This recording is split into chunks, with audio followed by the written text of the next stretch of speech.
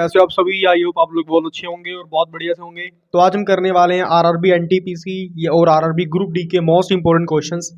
अगर आप रेलवे की तैयारी कर रहे हो तो आपके लिए बेस्ट क्वेश्चंस लेकर आ चुके हैं, ठीक है, जो कि आपके रेलवे एग्जाम में मल्टीपल टाइम्स पूछे जा चुके हैं और आगे भी पूछे जा रहे हैं। ठीक है, बिना किसी देरी के शुरू करते हैं।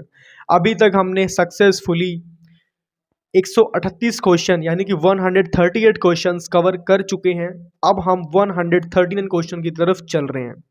एक बात आपको और बता देना चाहता हूँ, हमने पूरी प्लेलिस्ट बना दी है, लिंक डिस्क्रिप्शन में पड़ा हुआ है। अगर आपने देखना है मोस्ट इंपॉर्टेंट क्वेश्चंस की पूरी सीरीज, तो आप प्लेलिस्ट में जाओ और फर्स्ट वीडियो से लेके अभी तक जितने भी हमने क्वेश्चन कराए सारे के सारे उसमें आपको मिल जाएंगे।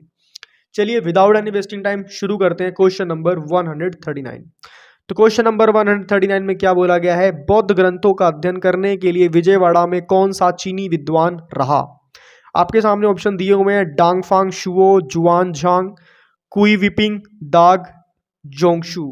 सो the right answer is Juan Zhang. जुआन झांग एक चीनी इंसान का नाम है जिसे विद्वान बोला गया है, ठीक है। और आपके आरआरबी ग्रुप डी में 20/9/2018 यानी कि 20 नवंबर 2018 को शिफ्ट 2 में पूछा जा चुका है, ठीक है। आपको बताना चाहता हूँ जितने भी क्वेश्चन आप देख रहे हो, जितने भी क्वेश्चन हम कर रहे हैं, सारे के सारे बहुत ज़्यादा इंपॉर्टेंट हैं और एग्जाम पॉइंट ऑफ व्यू से तो मतलब मैं बोलूँगा बहुत ज़्यादा इंपॉर्टेंट है। और ये क्वेश्चन सिर्फ इन एग्जाम में नहीं पूछे गए हैं बल्कि ये एसएससी के स्टाफ सिलेक्शन कमीशन के एग्जाम में भी पूछे जा चुके हैं, ठीक है। तो अभी हमने 113 क्वेश्चन कर लिए। चलिए फटाफट चलते हैं क्वेश्चन नंबर 140 की तरफ। तो चलिए देखते हैं क्वेश्चन नंबर 140 हमसे क्या कह रहा है। गौतम बुद्ध की माँ का नाम क्या था। बहुत इंपॉर्टेंट क्वेश्चन है। त्रिशला, कनिका, कौशल्या, माया। तो गौतम बुद्ध की मम्मी का नाम था माया, ठीक है। गौतम जी की माता का नाम क्या था, माया, ठीक है। और ये भी क्वेश्चन आरआरबी ग्रुप डी 5/10/2018 यानी कि 5 अक्टूबर 2018 की शिफ्ट 1 में पूछा जा चुका है। अब चलते हैं क्वेश्चन नंबर 141 यानी कि प्रश्न 141 की तरफ। बौद्ध धर्म की नींव डैश महान सच्चाइयों एवं डैश अंगी पथ पर आधारित है। 6 4 8 6 4 8 2 8। Right answer is 4 8। RRB group D में 8/10/2018 की शिफ्ट 2 में ये क्वेश्चन पूछे जा चुके हैं।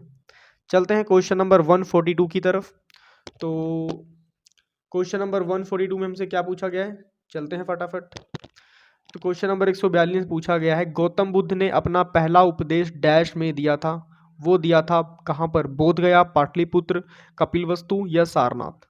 Right answer is Gautam Buddha ने अपना पहला उपदेश सारनाथ में दिया था, ठीक है।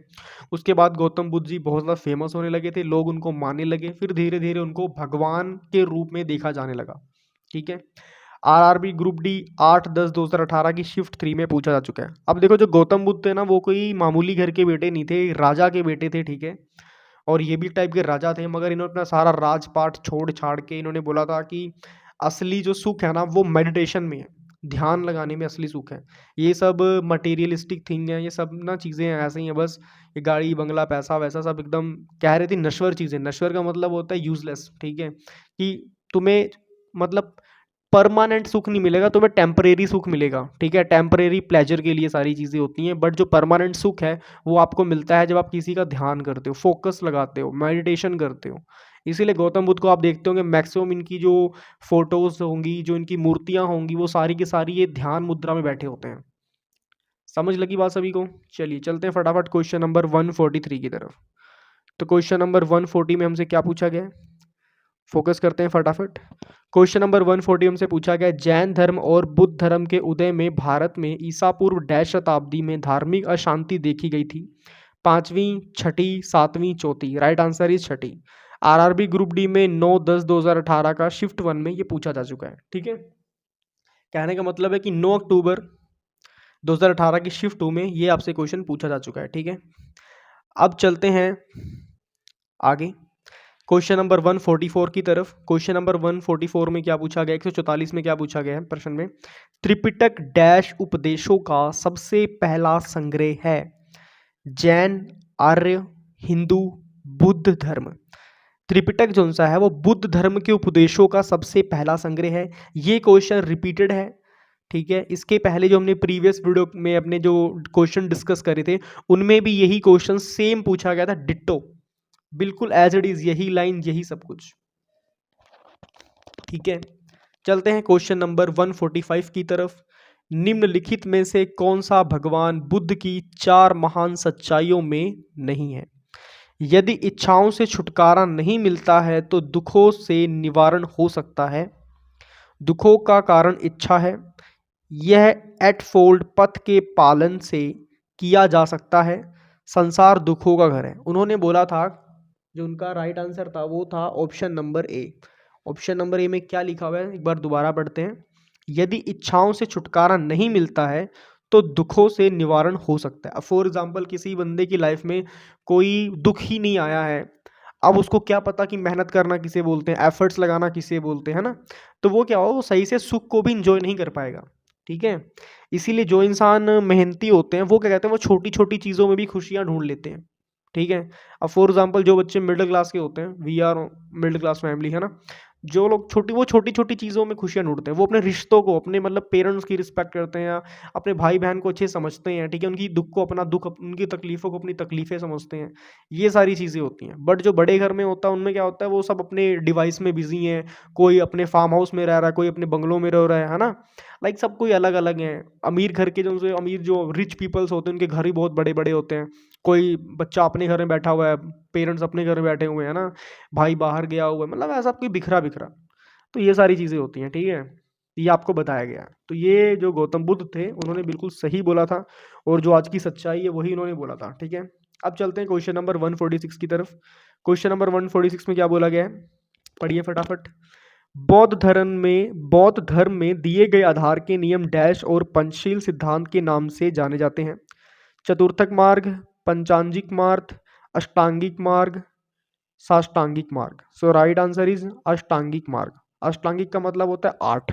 ठीक है, तो ये क्वेश्चन भी आपके आरआरबी ग्रुप डी में 10/10/2018 यानी कि 10 तारीख अक्टूबर का महीना 2018 में शिफ्ट 2 में ये क्वेश्चंस आपसे पूछे जा चुके हैं। और यही क्वेश्चन आपके सीएचएसएल में भी पूछे गए हैं। सीएचएसएल का मतलब क्या होता है, combined higher secondary level examination. एक बार आपको मैं थोड़ा लिख के दिखाता हूँ, कईयों को तो पता ही नहीं होगा इनकी फुल फॉर्म के बारे में। देखो, जो बहुत पॉपुलर एग्ज़ाम है आफ्टर 12th, जो 12th के बाद बहुत ज़्यादा पॉपुलर एग्ज़ाम है उसको बोलते हैं एसएससी सीएचएसएल। ठीक है, अब सीएचएसएल है क्या, इसके बारे में अगर देखो, इसको बोलते हैं कंबाइंड हायर सेकेंडरी, ठीक है, लेवल एग्जामिनेशन।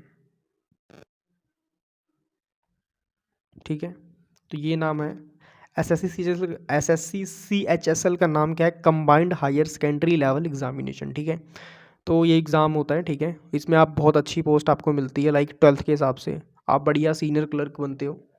ठीक है, अब देखो यहाँ पे अष्टांगिक मार्ग बोला गया है। ठीक है, आपको बताना चाहता हूँ कि हमने पूरी प्लेलिस्ट बनाई है, लिंक डिस्क्रिप्शन में पड़ा हुआ। अगर आप और भी वीडियोस देखना चाहते हो इसके रिलेटेड तो आप फटाफट जाके चेकआउट कर सकते हो। और आपको बताना चाहता हूँ कि जो हमारी वीडियो अपलोड करने का टाइम होता है वो 3 बजे का है। ठीक है, एक वीडियो 3 बजे आएगी, फिर 1 घंटे का ब्रेक देके 4 बजे वीडियो आएगी, इस तरह करके 8 बजे तक हमारी वीडियोज़ आएंगी। और सारी वीडियो को मिला के टोटल टाइमिंग होगी वीडियो की 48 मिनट। अगर आप डेली 48 मिनट अगर आप जीके को दे दोगे तो आपकी जीके बहुत अच्छी हो जाएगी, इस बात की गारंटी 100%। ठीक है, तो फटाफट से जाओ, लिंक डिस्क्रिप्शन में पड़ा हुआ है प्लेलिस्ट का, फटाफट से सारी वीडियोस देख लो और अपनी प्रिपरेशन को 1 नंबर अच्छा कर लो। मिलते हैं नेक्स्ट वीडियो में, till then goodbye everybody, take care, जय श्री राम, जय बजरंगबली।